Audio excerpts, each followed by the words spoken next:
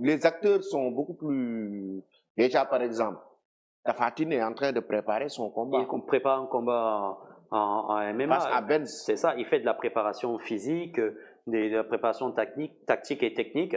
Je suis un peu sa prépa physique dans la salle où il va. Comment tu le trouves actuellement? Je le trouve, bon, Tapha Tine, je le connaissais plus dans le domaine de la lutte. Mais maintenant, venir en MMA, c'est vrai que c'est une grosse transition parce que c'est pas la même chose. Il y a la partie combat debout qui est hyper importante. Et vu la taille et le gabarit, je pense, c'est la partie qui va prendre le plus de temps. Mais j'ai confiance en ces coachs. Hein. S'ils ont accepté ce challenge-là, ça sous-entend qu'ils sont à même de le réaliser. Tu as vu son adversaire, Benz? Non, malheureusement, j'ai pas encore vu son. Tu m'enverras les images. Mais il y a beaucoup de lutteurs effectivement qui sont en train de, comme on dit, lorgner un petit peu le côté du MMA. Et sachant que le lutteur sénégalais a le profil adapté pour cette discipline-là, mais c'est pour ça que je parlais de stage d'initiation, mais initiation de masse.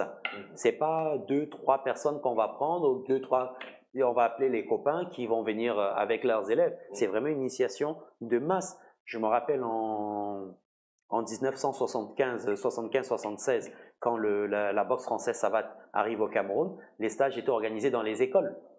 C'était l'initiation, c'était des démonstrations dans les cours de récréation des écoles. C'était dans les quartiers, on mettait des tatamis en plein carrefour pour faire des démonstrations. C'était ça. Pareil, nous en kickboxing, on organisait des galas. Je t'ai envoyé la photo de Tapha Tine et Benz. On a organisé des galas en plein carrefour des marchés, justement des zones populaires pour pouvoir montrer ce que c'est. Et ce n'était pas des trucs, des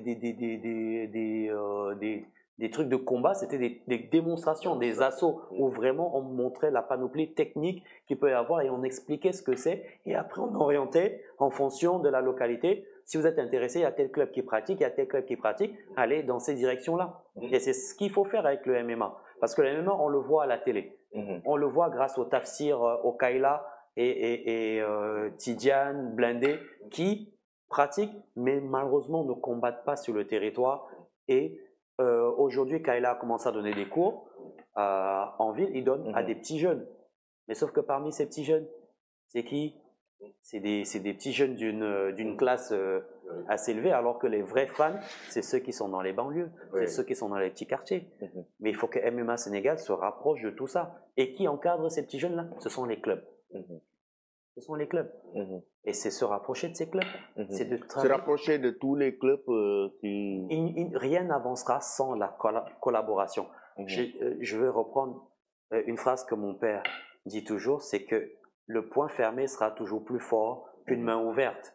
Parce qu'une main ouverte, les doigts sont dans tous les sens, mais à partir du moment où on joint tous les doigts, le poing fermé fera beaucoup plus mal que si tu frappes avec les doigts ouverts. Voici l'adversaire de Tapha Tine. Donc Benz, donc le Thaïlandais. Donc pour la petite histoire, Benz est champion du monde donc en Muay Thai. Donc il est super heavyweight, WBC World, champion Muay Thai, MMA String Gamma World, champion. Il fait 1m96, 140 kg et il a 27 ans. Voici donc les statistiques de Benz. C'est un combattant qui doit affronter Tapha Tine le 12 avril prochain au Togo, à Lomé. Donc, actuellement, tu as vu les entraînements de Tapha Tine. Par rapport à cet adversaire qui a 140 kilos, lui, on a tendance qu'il travaille beaucoup plus les pieds-points, la rapidité et tout, parce qu'il était un peu plus lent. Et le MMA, c'est une autre réalité, il faut être beaucoup plus efficace.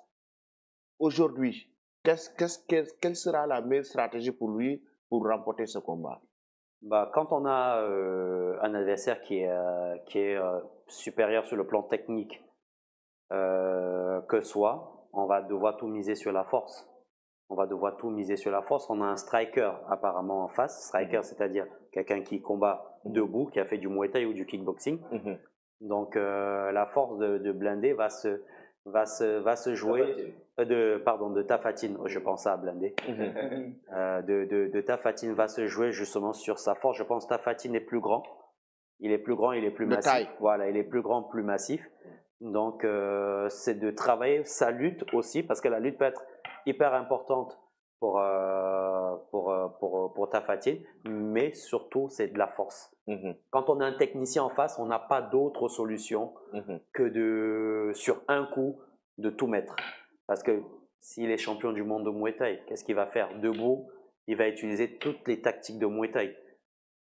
Tafatine aura juste qu'à les éviter, faire les blocages, pas comme on a eu en Côte d'Ivoire avec Albouri. Avec Albouri. Face à Kaslamachine. Voilà, éviter tout ce travail en zone basse. Parce que les Nyakmoué, on les appelle, les combattants de Muay Thai, les Nyakmoué. Voilà, les Nyakmoué, leur particularité, c'est de démolir les appuis. Les appuis. C'est de casser les jambes. Une fois que les beaucoup jambes... de low kick. Exactement. C'est même pas seulement des low kicks. En MMA, on n'utilise pas beaucoup de low kick. On utilise ce qu'on appelle le calf kick. Le calf kick. Le calf kick, c'est à hauteur du mollet. Parfois au niveau du genou, là où il y a les ligaments. Oui. Donc, à force de taper dessus, forcément, on fragilise. Je pense qu'Arafas avait pris un vilain coup. Voilà, c'est exactement ça. En MMA, c'est pas des low kicks.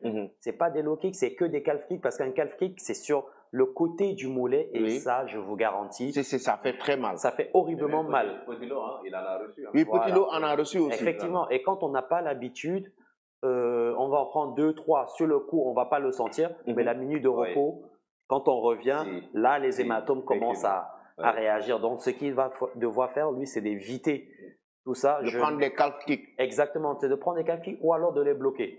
Ou alors, s'il est bon au sol, c'est à chaque fois qu'il y a un calf kick, c'est de saisir et lui maintenant l'amener au sol. Et de jouer de la différence de poids avec son adversaire. C'est dommage, je ne le vois pas s'entraîner en boxe. Voilà, je ne sais pas qui l'entraîne, mais comme je dis toujours sur ce plateau, je suis disposé à rencontrer ces différents, Tafatine et son coach, pour qu'ensemble on puisse voir comment améliorer son striking. Le travail de sol, ça c'est un autre domaine, mais en termes de striking, surtout quand on a affaire à des Thaïlandais, il faut faire hyper attention quand on n'est pas calé en kickboxing, en Muay Thai ou en Sanda. Le résultat pour celui qui est en face est souvent très compliqué. Qu'est-ce qui est plus dangereux pour lui, hein? Qu'est-ce qui peut être dangereux, qu'est-ce qui peut être fatal pour Tafatine sur ce combat?